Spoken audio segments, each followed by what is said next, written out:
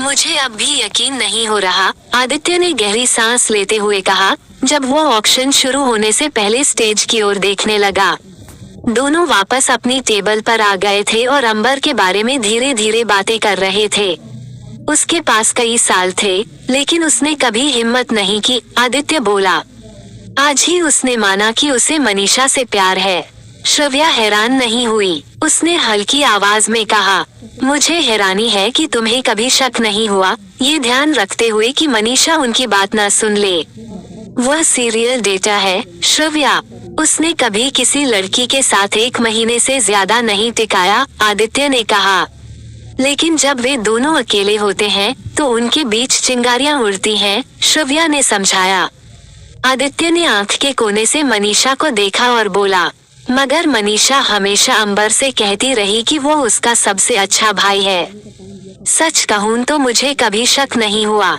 क्या तुम पक्की हो? क्या मनीषा भी उसे पसंद करती है?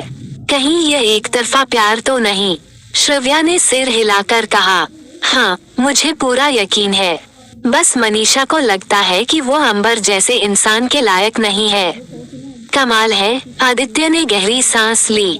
मैंने सालों अकेले बिताए और अंबर, जिस औरत से वह प्यार करता है, वह तो उसके सामने ही है।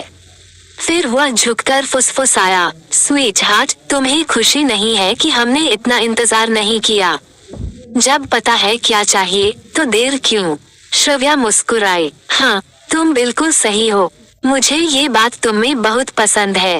तभी ऑक्शनियर की आवाज गूंजी, लेडीज एंड जेंटलमैन, अब ऑक्शन शुरू होने वाला है। एक एक कर कीमती चीजें स्टेज पर आने लगी। आदित्य की दादी अनामिका रॉय कपूर ने 2 पेंटिंग्स खरीदी, लेकिन आदित्य ने कुछ नहीं लिया। मुझे यहाँ कुछ खास पसंद नहीं आता, दादी ही खरीदती है, उसने श्रव्या से कहा।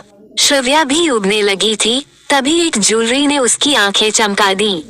अगला पीस है 59.60 कैरेट का पिंक डायमंड रिंग, जिसकी कीमत पिछली बार 2 करोड़ रुपए थी। ओह माय गॉड, श्रव्या कांप गई। ये वही है, मुझे ये चाहिए, मुझे ये चाहिए, वो बुदबुदाई। बिडिंग शुरू होती है 2.5 करोड़, अनामिका ने बोली लगाई। फिर 3, 5, 8 करोड़। श्रव्या घबरा गई। अगर मिस्टर जयंत ने ले लिया तो? उसने आदित्य से कहा, मेरा, और अपनी उंगली दिखाए। सोचो यह मुझ पर कैसा लगेगा। आदित्य हंसा, इतना भारी पत्थर, और तुम कैफे जाती हो, चोरी हो जाएगा। राइट, श्रव्या मायूस हुई। 10 करोड़, जयंत ने कहा। श्रव्या का हाथ अपने आप आदित्य की बोली कार्ड पर गया।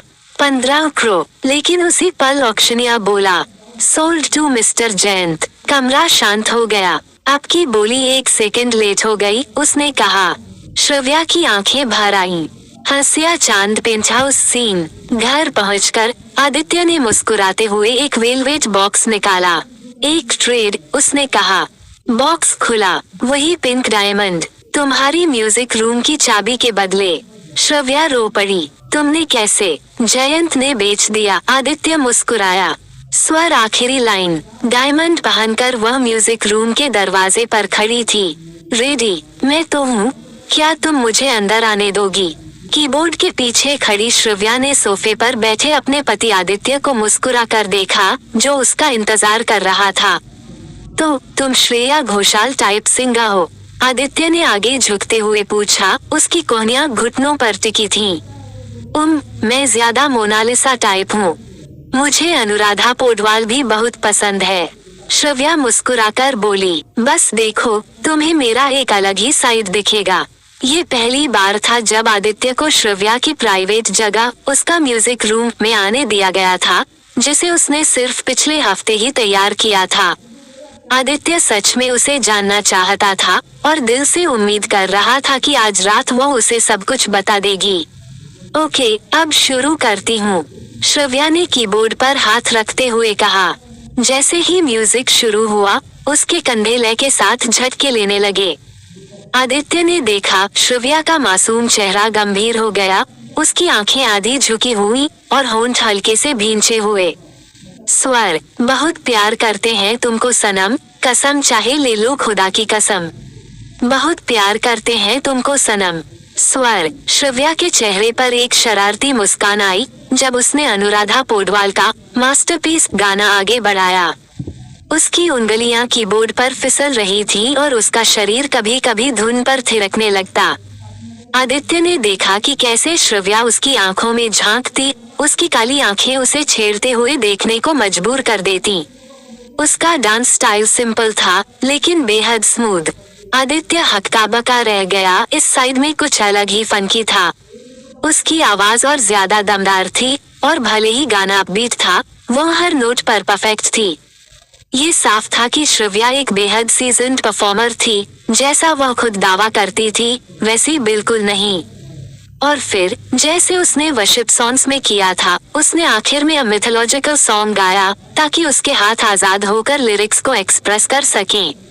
स्वर। ओ जरा जरा hold me hold me hold me, ओ जरा जरा जरा किस मी, ओ बिन तेरे सनम इस जहां में हम। स्वर। श्रव्या की आंखें बंद थी और उसका एक हाथ हवा में उठा हुआ था आखिरी लाइन के साथ। जब उसने आंखें खोली, उसने आदित्य को देखा, वो उसे हैरानी और मोह से घूर रहा था। प्लीज मुझे बताओ कि तुम अब भी मुझसे प्यार करते हो, श्रव्या ने पप्पी आइज बनाकर कहा। आदित्य ने जवाब नहीं दिया। वो पीछे झुका और हाथ के इशारे से उसे अपनी गोद में बैठने को कहा। यहाँ आओ। जब श्रव्या उसकी गोद में बैठी, उसने कहा, अगर मेरा प्यार इतना जल्दी फीका पड़ने वाला होता तो मैं तुम्हारे लिए 15 करोड़ की ज्वेलरी नहीं खरीदता। मुझे बताओ, क्या तुम्हें कभी साइन किया गया था? यह उस रात का उसका पहला सवाल था। श्रव्या ने अपना माथा उसके माथे से टिकाया और धीमे से बोली, हाँ, मैंने तुम्हें यह मानने दिया कि मैं अच्छी नहीं हूँ, लेकिन सच है कि मैं एक अच्छी सिंगर हूँ। आदित्य ने साफ कहा। फिर क्या हुआ? मेरा नकली एक्स बॉयफ्रेंड, उसने जवाब दिया। वह गहरी सांस लेकर बोली, मैंने कुछ लड़कियों के साथ साइन किया था। हम एक गर्ल बैंड थे। मुझे उनकी जरूरत नहीं थी, लेकिन मेरे एक्स ने मुझे यकीन दिलाया कि मुझे चाहिए।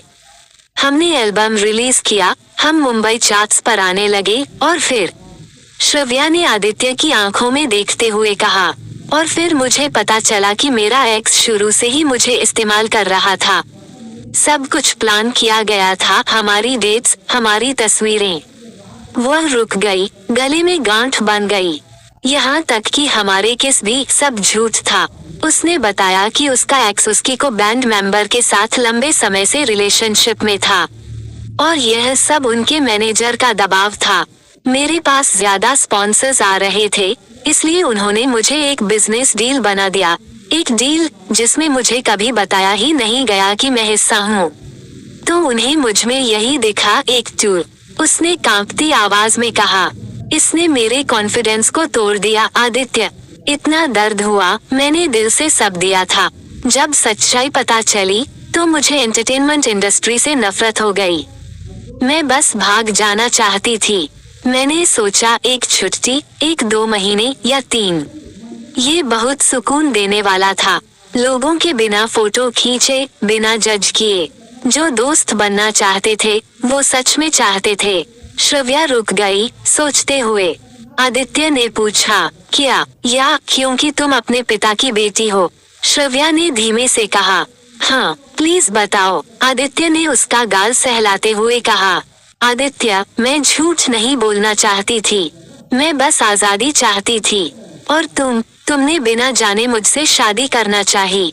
वह मुस्कुराई। श्रव्या, गहरी सांस लेकर उसने कहा, आदित्य, मैं कोई आम लड़की नहीं हूँ।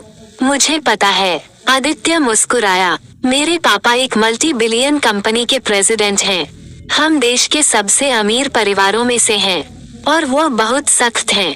आदित्य की आंखें फैल गईं। और मेरे दादा, वो इंडियन आर्मी के पूर्व जनरल हैं।